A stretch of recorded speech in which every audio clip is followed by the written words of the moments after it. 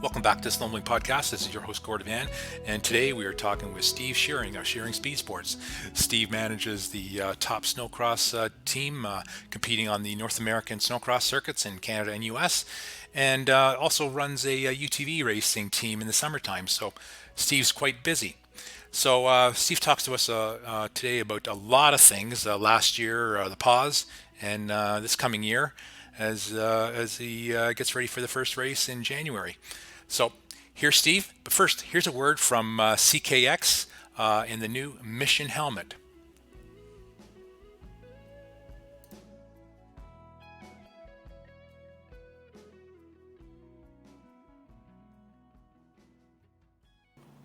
Hi, I'm Randy Ferguson, and I want to present to you the all-new Mission Snowmobile helmet by CKX.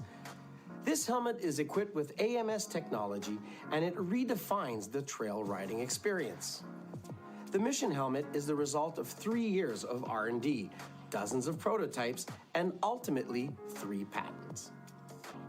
The Mission is the first helmet equipped with AMS technology that helps to efficiently remove moist exhaled air, thus significantly reducing the risk of fogging, accumulation of frost, and condensation. The snowmobiler therefore benefits from a drier and cleaner inner space, resulting in unparalleled comfort. The CKX Mission helmet is available in several graphic designs, in a carbon fiber version and with the electric shield option. To learn more about how the AMS works, go to ckxgear.com. Thank you and happy trails.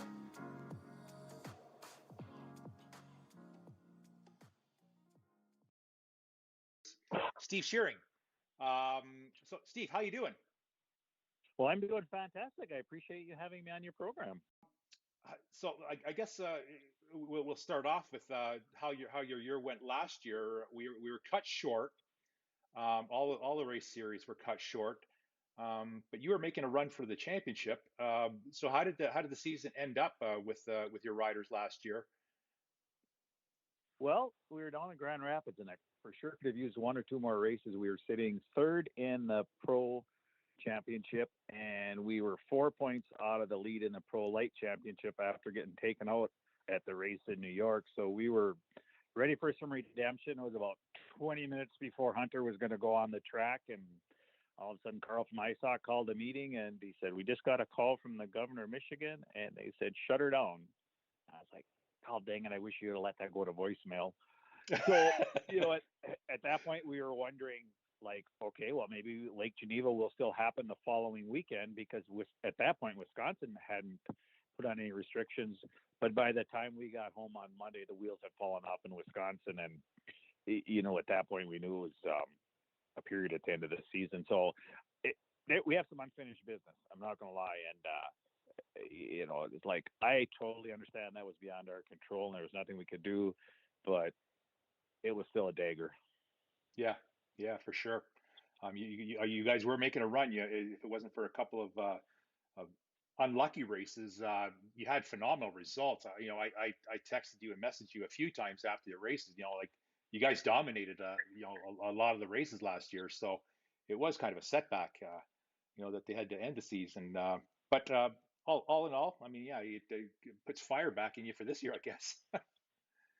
Exactly. And the tricky part was, wondering, okay, what is going to happen from basically March through now? We had the UTV racing. We were able to have a, successful season. They were pulling all the races off with that. And now fast forward into the snowcross, I guess the things that freaked me out the most was when it was first announced that Spirit Mountain wasn't going to happen because of their financial issues.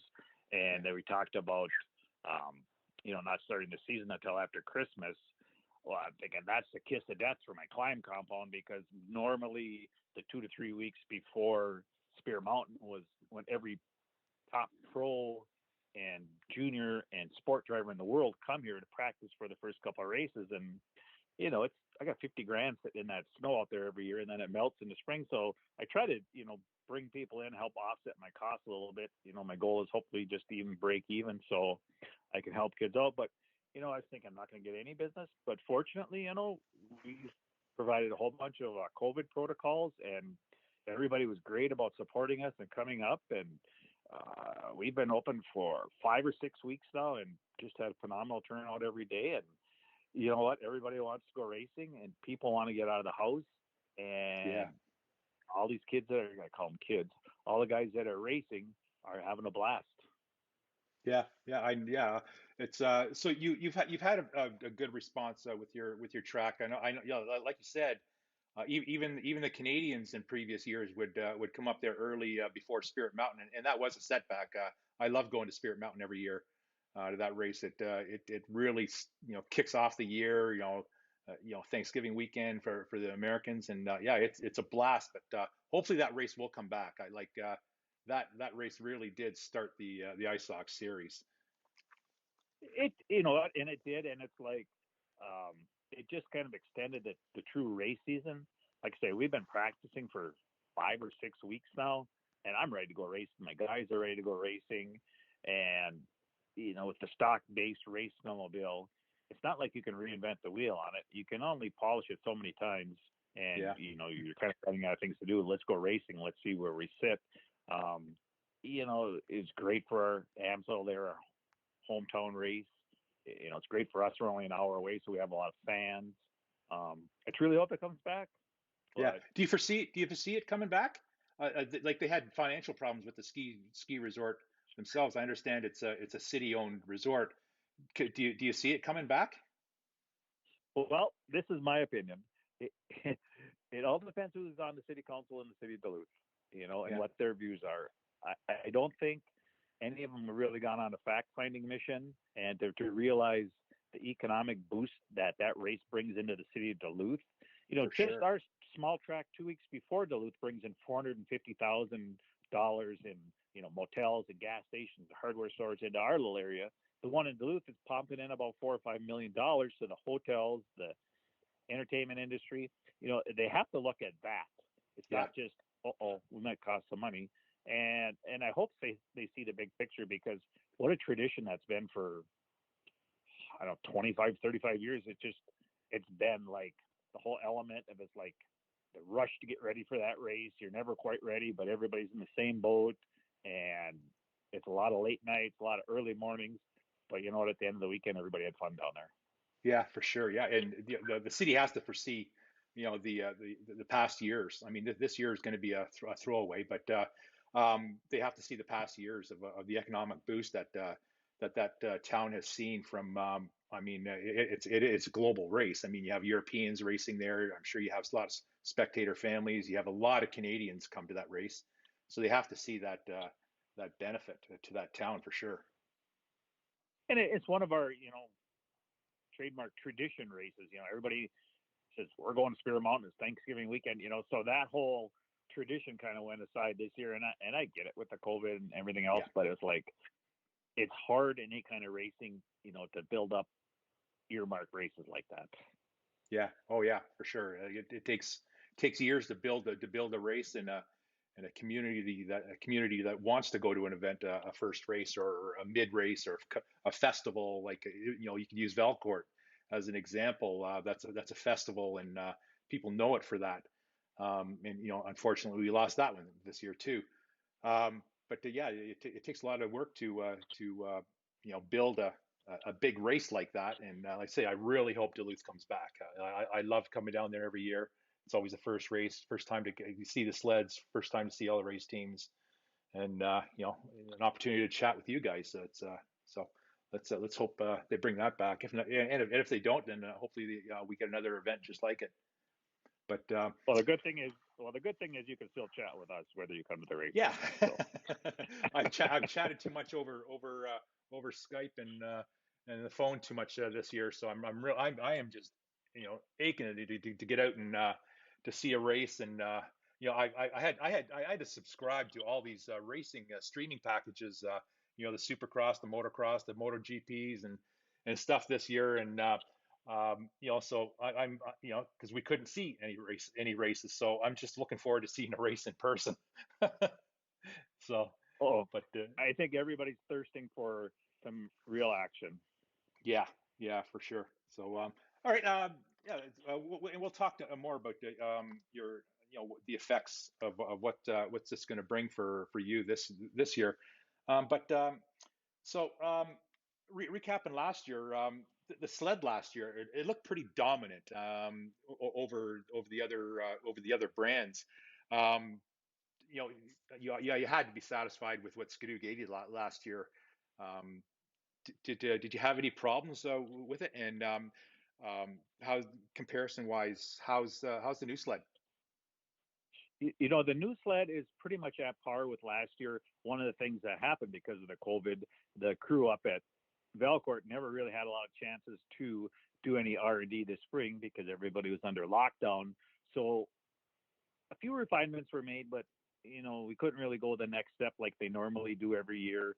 And Yeah, now, spending the last month, we've run it. It's a great vehicle. What we're learning is with a production-based race snowmobile, at one point parts become consumables. It's just the way it is, and you have to accept that because those snowmobiles go through pure hell every time they go on the track. I mean, it's just if you watch a snowcross race in person, or if you ever get a chance to walk out on that track, you die when you see how deep them holes are and how yeah, fast they're going.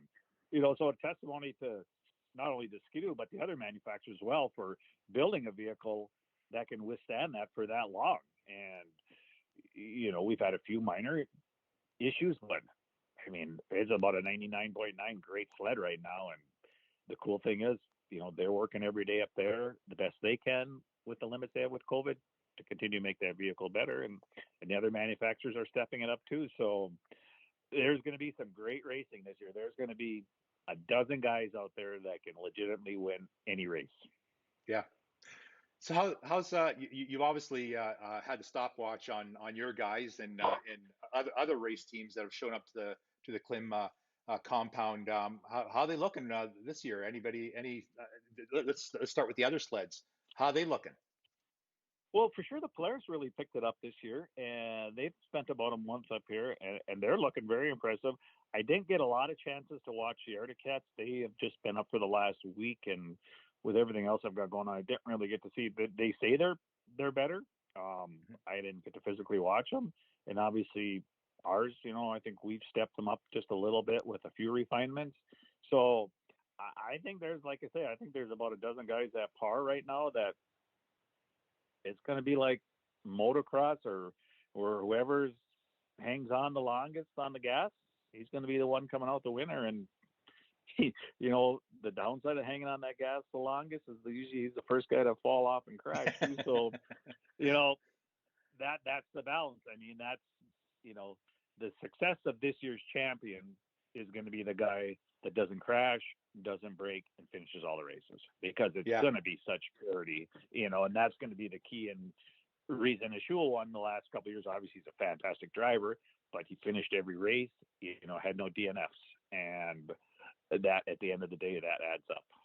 yeah, yeah. Well, he's changed himself. He's become kind of an erratic. I mean, it's a bad word, but his first couple of years, he was pretty, quite the erratic driver, and having some crashes and stuff like that. But last year, he looked like he really turned it around, and had some great finishes. He's good for him. He won the championship, but it should be a good year coming this year with everybody healthy. Everybody is healthy, right? Everybody is good down there. As far as I know, everybody down here is, and everybody is in the U.S. right now, except for a couple of Canadian drivers. So there was some worried about, the Swedish drivers and being able to get across. But I think everybody is in the United States right now, and so we'll have a full field. I think we're going to have 16 to 20 pros, which is pretty damn good. Yeah, And I'm pretty sure the Canadian guys will get across the border. So we won't have any roadblocks from yeah. COVID, as far as filling the field as of right now. Yeah, I think that the problem was getting across. It was coming back. I think with having to isolate and stuff like that on the way back. But I think if you were a professional, you could come over and do your profession kind of thing. So yeah, let's hope that works out okay. So your current race team this year, who have you got? So in the pro class, I've got Lincoln Lemieux coming back, who finished third last year. And despite an injury, he still ran at the front of the pack all the time. And the year before, it was him and Scheuring going for a championship until his shoulder separated. So I have big expectations for him this year. I think he has the ability to run for the championship. I've got Hunter Patno, who was the past pro light champion, moved up to pro to make a big splash, hopefully. And, his times are as fast as anybody out there. So I've got two good bullets in that pro class. And then pro light, I've brought on a young kid named Matt Lamourie, who ran sport last year, had a number of wins and podiums. He's fast, he's young, so he's going to take him a few years to understand the mental savvy part of it. And then I've got a younger kid, Nate LaValle, in the sport light, trying to, get him through the ranks also. So I've got a strong team, and, everybody gels real well, and it's just it's a great environment, and they feed off each other. And I truly believe at the end of the season, we'll be at the top somewhere. Yeah, it's kind of hard to believe Lincoln being the veteran now. I remember him when he was just a little kid, kind of thing, and now he's the veteran of the team, eh? He's grown up well. It's crazy, and it's like, people always ask me, how do people get on your team? And a lot of it is like being in the right spot at the right time. For the Lincoln story, Tim, we were racing out in New York. Robbie was already hurt. Tim broke his leg on Saturday night at the race. I need somebody for Sunday, and Lincoln was racing the regional in the morning out there with his family. And I walked up to his motorhome, and I see him looking out the window at me going, I wonder what Steve Scheuring is doing here. And I knocked on the door, and the dog started jumping on me and stuff. And I said, how'd you like to come race for us? He goes, I don't know. And his sister goes, you dumb shit, you better say yes right now. And so I said, why don't you think about it a little bit? I said, I'll come back in 5 or 10 minutes and see what you think. I came back. He goes, yeah, I'll give it a try. I said, okay, come on over. We'll get your handlebars adjusted and, kind of set up for the sled. Went out that day, qualified for the main, and it was an eye-opener for him, realizing the physical shape that the pros were in the ISOC series. He struggled with that. We kept him for the rest of the year, and he made all the finals. He didn't have the conditioning quite yet, but it gave him some really great incentive to understand where he needed to be the next year. We brought him on board, and both him and Hunter, just great kids. I mean, it's so much more than on the track now. It's what goes on off the track, with sponsors and media and representing everybody. And I'm very proud of what those two guys do on that side of it. So there's huge value in that. Obviously we want to win races, but we have a solid team. I'm very proud of that. Yeah. How many sleds do you have to prep in a year? Well, this year we prepped 12, I think. So for at least 12, maybe 14, I think. Each driver's got a couple of race sleds, practice sled, and then somewhere in the line we have a display sled and another sled sitting in a crate, something in case the wheels fall off, something terrible in a crash. So this year was, with a later start, it gave us a little better chance to prepare everything before the first race. Normally we're still preparing sleds after the first race, for future races. And the biggest thing that we see happening is the sleds don't break or fail. They get a little bit of fatigue that a normal guy couldn't really feel, but like you lose a little bit of that crispness. So about halfway through the season, we usually try to trade them out. The rivets just get maybe just a hair loose, or it's brutal out there. It's brutal. And so switching them over, it just gives it that crispness again. And when you're racing against the best of the world, you got to put everything on the table. Yeah, for sure. So are all your sleds ready? And I guess what you said, the other this late start really helps the other manufacturers, because a lot of people don't know these sleds come off the assembly line like late September, October-ish kind of thing. Like they're the last sleds to be produced, and into the hands of the racers, and they literally take them home, and they're not to be seen for weeks, prepping these sleds and getting them ready for a race like Duluth. But right, I know Arctic Cat was a little bit slower coming off, so they kind of got behind the 8 ball. But they, the few teams that came up here in the pro drivers, They seem to have them working really well, and ours are 99% ready. We kind of, on the second set of race sleds, we kind of, I don't want to say put that on the back burner, but we really focused a lot on testing and tuning what we had and taking advantage of that. And then when my guys come back from the Christmas break, we'll, do the final details on the second set of race sleds. Yeah. What are you concentrating on? Last year, it really benefited the Skidoos, and probably anybody off the start. I mean, getting through that first start and something, and they were tight. You guys working on the starts a lot? Boy, that start is so critical. That's Yeah. 90% of the race. Two issues: one, trying to pass everybody when everybody's so equal, and then the roost. It's just so hard to see if you're not in front, and if it's cold, it's worse. If it's wet, it's terrible. So it's like, that is such a key element. Obviously the suspension. I mean, we work with Mike from Fox on a weekly basis, trying to improve our suspension package every time, because what we've seen happen, and it's hard to believe, each year, all the pros are going just a little bit faster and a little bit crazier, because they all want to win. And, all three manufacturers are pretty close at par on their snowmobiles. So much more is put in the driver's hands. We focus on that. The drivers focus on endurance. They want to make sure they can run all the races without tiring, because at that point, it's just like losing horsepower if they get tired. So every day we're trying something, and we're in such a small box that we can work on to try to change anything. It makes it even more difficult to see a gain. I mean, if we could, at the end of the day, see a half a ski gain, that's a huge gain for us. Yeah, for sure. So do you kind of segment your prep, like your performance prep, through drag racing? Like, do you drag race the sleds and work on the clutching and the suspension for the coupling and stuff like that, the weight transfer for the starts?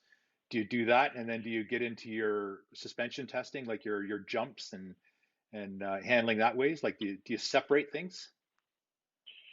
We do to a certain point. What we try to do is, the days that the guys are running motos, we'll work on the suspension testing and on-track clutch testing. On their recovery days, where they're taking a day or two off from riding, that's when we'll work on the whole shot testing. So we'll take the whole shot package and the on-track package and try to meld them together, because everything is a balancing act. If you're going to gain a little more on a whole shot, you might lose something on a back shift, or vice versa. So you try to find that happy medium, and depending on what track you go to too also. Yeah. So what kind of training were the boys doing this year? I know Lincoln's he trains a lot. I'm not too much know about Hunter, but what kind of were they racing moto? Were they what kind of prep were they doing for the year? Well, fortunately, they live real close to each other. They're within an hour of living together. So they train together, and basically, when our season ends, they'll take a week or two off, and get right back at it, because they don't want to lose everything that they've built out. So obviously, cardio is a huge deal. Their heart rate when they're racing is 170 to 190, which is crazy. So they got to maintain that pace in the pro class, 12 minutes at least. That's strength training. And I watched the training evolve over the last 20 some years, and it's so much more specific training. You don't have to be the strongest guy out there. You have to have the right muscles working the right way all the time, and breathing, so just like technology has changed, so has the training for snowcross racers. Yeah, for sure. So coming into this year, we've had a chance to look at the schedule this year. Are you happy with it? And also the tracks. Are you pretty happy with the tracks that you've been getting? Do you want to see any other improvements? How are you looking at this coming season? The way I'm looking at it this season, and I told all my guys, I said, have your suitcase packed after New Year's Eve and plan on being on the road till the end of March. I think I know where we're going, but I'm not 100% sure where we're going, and just be ready. It's a work in progress right now. I think, a few races might get changed yet, depending on what governors say and what the President of the United States says. But I think Ice Hockey in general is doing a fantastic job of going above and beyond to make sure we have races. Last time we raced at ERX, that was a fantastic track. Then the rest of them that are on the schedule have all been great. Obviously cold weather and snow can make or break a track. So that's a factor that none of us can control. But right now, we don't have a lot of snow in the States, but we do have cold weather coming. So we should be in really good shape there. I don't know if they're having crowds or not yet. That's going to be a factor. But the live streaming is just huge right now.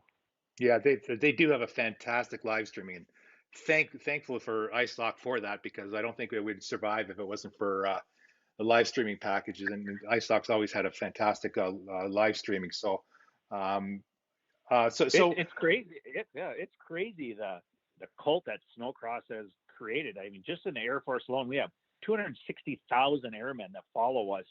That just think really it's nice. the coolest thing ever. And we're like, well, I thought flying that F-16 jet was pretty cool. He goes, nothing like Snowcross. That's the best.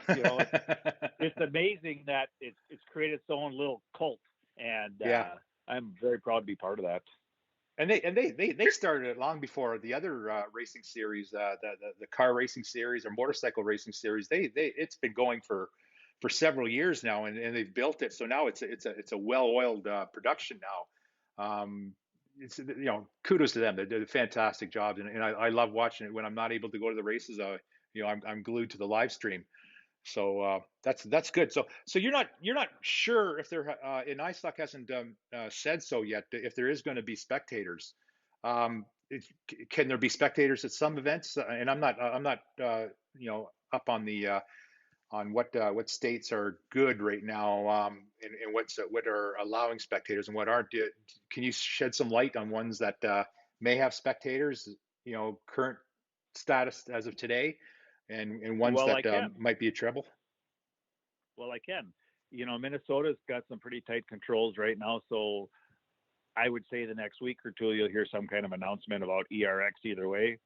The Dakotas are more relaxed, and take that a step further. When I was making motel reservations this year, most of the places were giving you kind of a reduced price because they're lacking tourism. But when I called Deadwood, South Dakota, that lady goes, honey, it's wide open out here. We're not giving you any breaks on motels this year. And I was like, okay.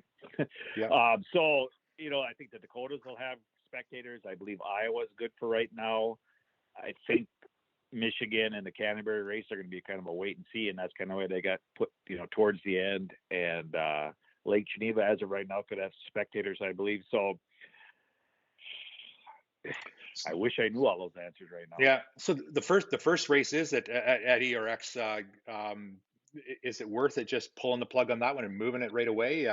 And so that there is no surprises. I don't think so. I think we need to go racing, and I think that live stream provides such a product and asset for the sponsors and the teams. You can only push it so far. There's only so many weekends in the winter, and right now we're looking at going on 2 on, 1 off, 2 on kind of deal through the season. Had Valcourt stayed on, we'd have been racing 5 weekends in a row and on the road, and that's tough. It's like you got to keep the crew smiling, you got to keep fuel in the trailer. It's tough when you're on the road that long. It's different than the summer when you have another truck bringing in new vehicles. So it's time to go racing. Everybody wants to go racing. The fans want to watch us. The sponsors want to see something. It's time to go racing. For sure. So you are. It's not the problem of actually doing the event. It's the issue of no spectators right now. But as far as ERX and stuff like that, you're allowed to hold races, and that's cool. As of right now, everything is a go at ERX. Things could change in a heartbeat. Right now, I feel very positive about it. And then the second race is in Dubuque. I feel very positive about that. So it's going to happen. I'm very confident. About the only thing left to happen this year is for the aliens to land and abduct us, and then it should complete 2020. So, but other than that, I feel very confident about it. Yeah. Well, when they announced the Killer Hornets were coming, I was really worried. Yeah, that's damn. But they went away. We didn't hear too much of them after that. But so what was I going to say? So so this COVID thing, it's probably going to be a challenge for you. Your team does a lot of activation at the races with the Air Force and Milwaukie Tools. Um, how are you going to go about that? Because I'm sure it's going to have to be reduced or not at all. How are you going to handle all that this year?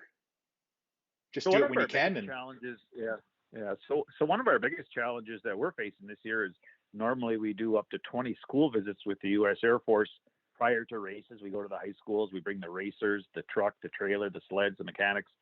Talk about technology, making good choices, and the Air Force has a recruiter doing a soft sell. I don't think nice. there's going to be a lot of schools that are going to let us in right now. So we're creating a virtual school visit. We're obviously using social media technology and Zoom.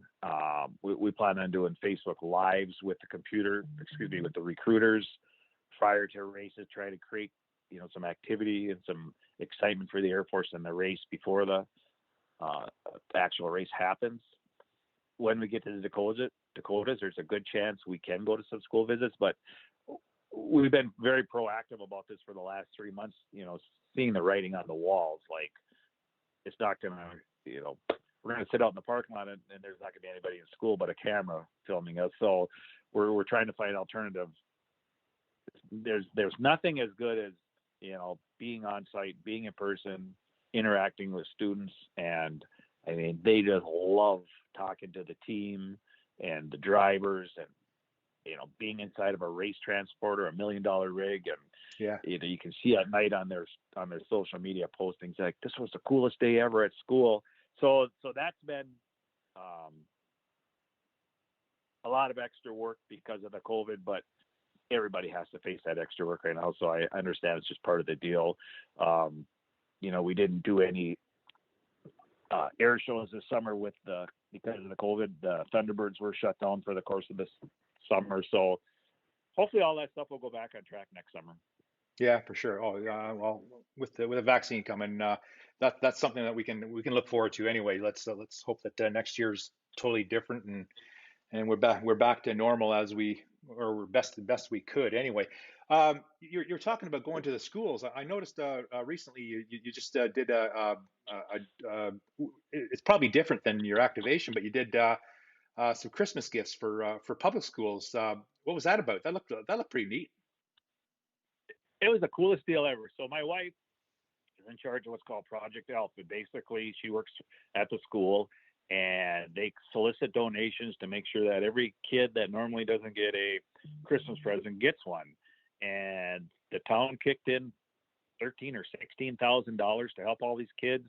They took care of 80 some kids, and I went with them and we picked up all the gifts. The stores gave us discounts and she handed them out so that Christmas is a pretty cool time of year, and a lot of kids aren't fortunate, and they wanted to make sure that everybody had something. And then the next day we went and picked up a lot of meals from the churches that will also provide a Christmas meal for these families that normally don't have it. So it's really cool giving back. I mean, Yeah. it breaks your heart when you see some of these situations, and, I'm just a pin in the haystack on helping, but every little bit helps. Well, that's great, Steve. Thanks for doing that. That's great. I mean, we hear about all the families, they've lost jobs this year and stuff like that. So they're not getting Christmas gifts, and all they really care about is getting gifts for their kids and make sure their kids are happy. So congratulations on that. That's cool. That's just like you though, Well, to thank do you. something like that. So, Well, thanks. but And I got to give my hats off to my wife for organizing, but I wanted to be a part of it. And, it was a team effort. There was a whole crew of workers from the school, and it's going to make a difference to some kids. And yeah. that's what's important right now. Yeah, for sure. All right, we can talk some more racing here. So, we've seen lately, and you mentioned that Valcourt has been canceled this year, and good work on the XC the cross country course guys, the core racing. They're moving their races around. I mean, and we all know that to start a race, to put a schedule out, and then to have to redo it, that's incredible hard work to do that. So those guys are, it looks, they're going to get it pulled off. They're moving their races more around, kind of thing, out of the problem states. And we lost the Sioux 500, the Border. We've lost that this year. Steve, you've been around oval racing and snowcross. Do you see that if there's maybe going to be problems bringing racers back after something like this? Because ovals were kind of their classes were kind of declining. Do you see ovals maybe suffering a little bit more than others for this? Or Well, I see the problem this year is, half the oval racers are from Canada and half are from the yeah, United States, that created a full field. Now you're not going to have that. That's going to be a challenge, filling the field because of that border crossing. I think the racers will come. I guess it's the sponsors that's the scary part. If one walks away because they're not having a series, do they come back? mm-hmm. And it's changing times in the sponsorship world with, the digital media, the social media, and there's just so much more than there was 20 years ago with, true grit, let's go racing, let's go win races. Now there's so much more to that. So it's hard once something goes away to bring it back, I've learned. So I hope that everybody sits together on that side of it. I love oval racing. I come from a background. We've raced snowcross at Eagle River for the last 10 years. Just go there and, not only myself, but Steve Thorson, past world champion, who's been on our team. I mean, we love watching that oval racing and the technology because those sleds for sure. bruised out there. So hopefully it will. I mean, Beausejour is a great race. Valcourt's a great oval race. I've crashed at both of them when I was racing. Hard. And, it's the funny part about it is it's like the snowcross racers go, those oval guys are crazy. And the oval guys go, those snowcross guys are crazy. So, everything goes into perspective at that point. Yeah. You mentioned, I mean, I think as far as I can tell, there's going to be no oval racing at all in Canada this year because Eganville, which was one of the last pro oval races, they canceled their race this week too. So as far as I can see, there isn't going to be any oval racing in Canada, at least on the pro level anyway. So so that kind of sucks because like I say, you and I and a lot of others like Tim Benders, the Hools, they all came up racing ovals and now are involved in snowcross. So Steve, how does one like a team like yourself hold on to the high profile sponsors like you have? You got Air Force and Amsoil and Milwaukee Tools, and it like you mentioned with the digital era, there's other alternatives obviously for these companies, but how does the race team and a series hold on to sponsorship like these guys, these big sponsors that they do have now? Bottom line, you work your ass off. There's no substitute for hard work. Obviously I have a lot of secrets that I don't want to share, but I don't see a lot of other teams out there put in the effort that I do day in, day out, all summer, all winter, to make sure that I over deliver. And, you got to create relationships and build on those relationships. Sponsorship is one of the hardest things about racing. And in our sport, the other challenge is, there's not a big enough return for one sponsor to fund a whole team. It would be foolish for them to do it. So you have to put a whole bunch of balls up in the air and make it work for everybody. And I've been very successful at that. But the flip side of that, then everybody piggybacks off each other. So, picture of a Ski-Doo snowmobile on the front cover of an Air Force Recruiter magazine that goes out to 300,000 people in a year is a cool deal. And it's like, I don't know. It's go watch Tommy Boy one time and then see what he does. And just, it's hard. It's hard. And people are changing and rules are changing. And, that is the scariest part about racing is, maintaining, keeping sponsors, getting sponsors, and because it's expensive. Yeah. You remember the Air Force? How does, I mean, they're different than racing. We have seen them involved in auto racing and stuff like that. But how would you make a connection with the Air Force? Did you know somebody there, or did you just plug away for many years until they agreed to come on board? How does one get a sponsor like the Air Force? Well, we were fortunate enough to, we started off with a local recruiter and, gave them some exposure and they liked what they were seeing. And we did it at a local level. I don't say local level, but a regional level for a few years. And, it trickled its way down to Air Force corporate and they saw the demographics, they saw the excitement, they saw the correlation with truck drivers, mechanics, pilots, we call the snowcross racers. So it was a perfect fit for them, the age demographics, what they're looking for. And the Midwest is a strong recruiting area because these are the kids that, had their own truck for $500 and they had to fix it themselves. And, hands-on kind of guys like that, so it's a strong area for them to recruit from for all the positions that the Air Force has. So it ended up being, knock on wood, a match made in heaven. And we've probably gone through 12 generals that, I've become personal friends with. We have about 5 that have retired over the last few years. And last year, them and their wife still come to races, and other Air Force people that have retired and moved out of marketing, they still come to Deadwood. They make that an annual race. They come to New York. So it's cool to see the friendships you can create also, because everybody at the Air Force is just fantastic people in general. And they're so appreciative of what you do. Is there a magic pill? I wish there wasn't. I wish I could find out what it was. Your racers must love it too. I guess they get opportunities to go up with the Thunderbirds and stuff like that. That must be the highlight of their racing careers, is doing something like that. Oh, for sure. Last summer, Hunter went up with the Thunderbirds down in southern Minnesota. 3 years ago, Lincoln and then Tim was racing us at the time. They did T-38s down in San Antonio. About 10 years ago, I got to go to Florida and fly in an F-16 for an hour and a half. So I'm like, you make top 5 things in life you want to do. Yeah. Obviously that was one of the top 2 probably. So, what a cool deal. And we go down to San Antonio. We've experienced basic training graduations, which they have every Friday. We worked with special forces down there, watch them train, watch loaders, unloaders, load cargo planes. Just the whole environment is so enriching. Yeah.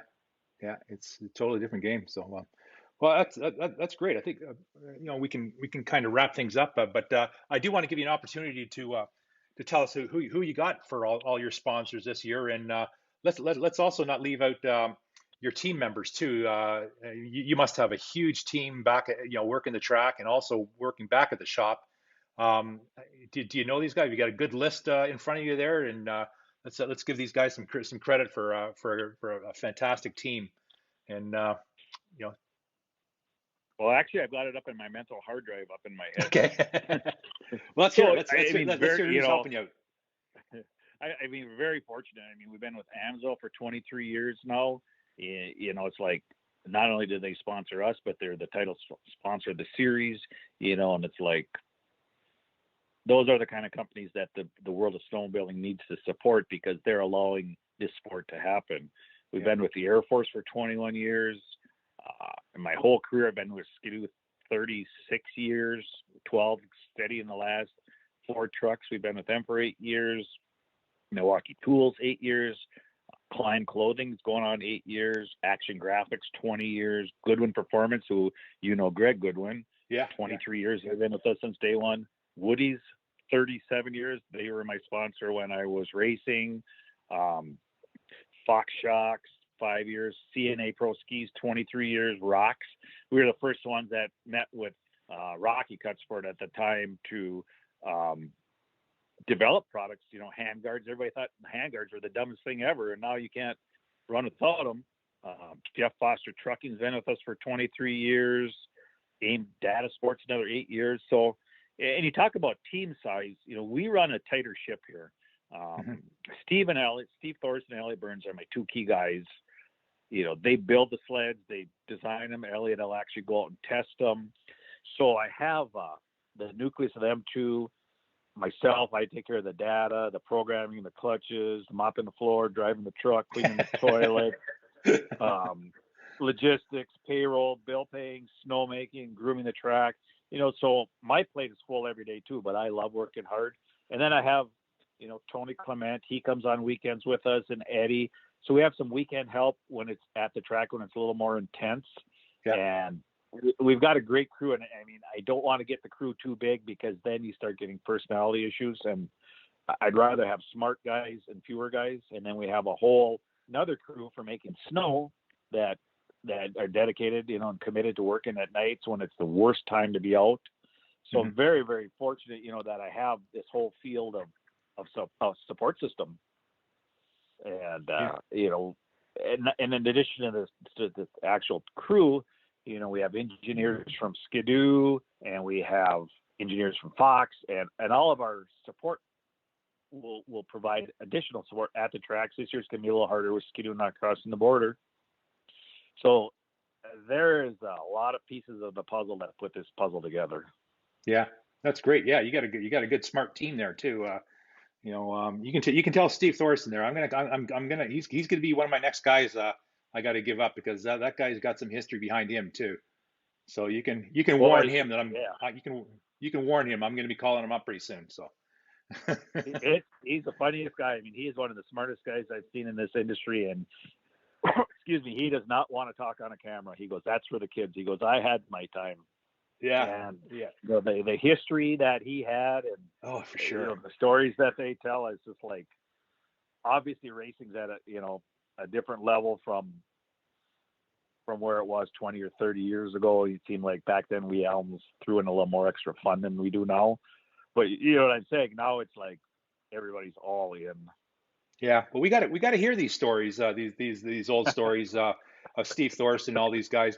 We lost a legend this week with Bob Eastman, and then I had an opportunity to talk to him, and the stories these guys tell from their era, and the stories these days. It's hard work, but it's totally different. So I love hearing about the old stories, because we kind of see what's in front of us now. But what these guys went through in the 70s and 80s, and when you started your career too, we got to know all that stuff. So yeah. But and what's interesting now is that one of the challenges that I see in racing as general is finding entry level mechanics. I mean, there's a lot of teams looking for help right now, and it's hard to find young kids that are willing to commit that amount of time, that travel, and that dedication. I mean, there's still a few out there, don't get me wrong, and I'm fortunate for who I have, but that is one of the battle cries I see in all forms of racing. Mm-hmm. Well, I mean, mechanics from yesterday and today. I mean, it's a whole different theory. It's electronics. It's high tech suspension. It's smart suspension. It's everything. Like, look at the design of the sleds now. For the ability to throw over, and the angles, and the geometries and stuff like that. It's different. It's just so different from yesterday, and these mechanics now. I got to know that kind of stuff. So that, and the technology, it's like, I take care of the programming and the data, and it's a constant evolving of learning that data, and nobody's hands smell like gas anymore from changing jets. Everything's done through a computer. Yeah, for sure. So, what's happening at the Klim compound today? Have you got a lot of racers there coming in this weekend for testing? Well, actually, as part of our COVID protocols with the city, we are shut down from today through Christmas, and then we'll reopen right after Christmas. Oh, okay. We've been open for 6 weeks straight now, and I don't mind having a break a little bit from grooming the track every morning too. Sure. So right now we're down until after Christmas, just kind of give everybody a reset. And as part of our package we put together with the city and the COVID committee about working together, and they've been fantastic about working with us and making sure, it was a lot of extra work, putting plexiglass on things, distancing everybody, putting up additional signs, hand sanitizer in the bathrooms. So everything, all the teams did a fantastic job of not abusing them rules, and that allowed this the Klim compound to stay open. And now we're just taking a little rest for Christmas. And then my guess is around the 28th, 29th, or 30th, I can't remember what day we're reopening, she'll be rocking again here, because then the first race is only a week away. Yeah. Well, thanks to your council for being cooperative. I mean, it's tough for them. They have to abide by the rules, but it's also nice to be a little bit flexible. And the companies and organizations that are responsible and trying hard to go on with their business, that's important too. So, Steve, It is, and the hardest part, yeah. Oh, go ahead. Go ahead. No, I was done. Go ahead.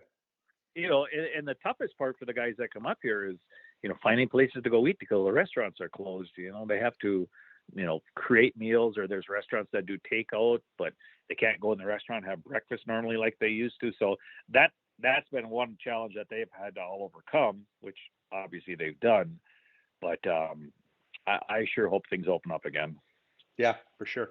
Well, we need to have a big festival or something. When things open up, we need to have one hell of a party, and whether it's at a race Well, or that's what I'm something. thinking of doing. I'm thinking of having Journey and Kiss play here at our shop sometime in July. So if you want to come down, Yeah. come on down. Oh, sure. Hell yeah. If they're there, I'll be there for sure. So, anyway, Okay. Steve, I really appreciate talking to you. It's I love talking to you. You got lots to say, and lots of good things to talk about. I just hope to heck that I'm able to come down and see a couple races this year. And I'm gonna miss not having you up in Valcourt this year for sure. So, Exactly. Yeah. And you know what? As the season rolls through, if you're not able to come through, put me on a podcast again, and I'll give you updates what's going on in the world of racing. It sounds that's a deal. We'll do that. We'll do that for sure. But yeah, thanks a lot for talking to us, and good luck this year. Stay healthy. I hope your racers all stay healthy, and let's try to win that championship this year. That's our goal. So I sure appreciate having me on again. No problem, Steve. You take care. All right. Bye. Take care. Bye.